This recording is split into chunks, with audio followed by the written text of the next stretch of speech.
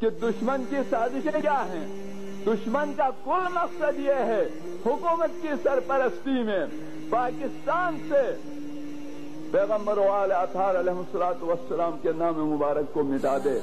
لیکن یہ دشمن کی بھول ہے.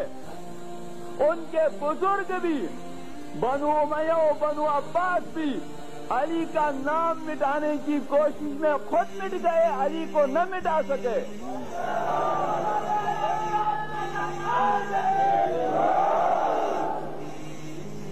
علی کو کوئی نہ مٹا سکا.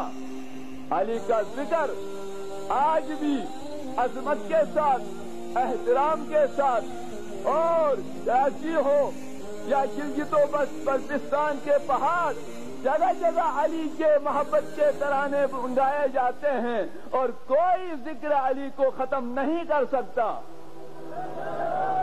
ہاں، جو علی سے دشمنی رکھے گا وہ خود مٹ جائے گا، جس طرح اس سے پہلے مٹ گئے وہ جو علی سے دشمنی اور عناد رکھتے تھے.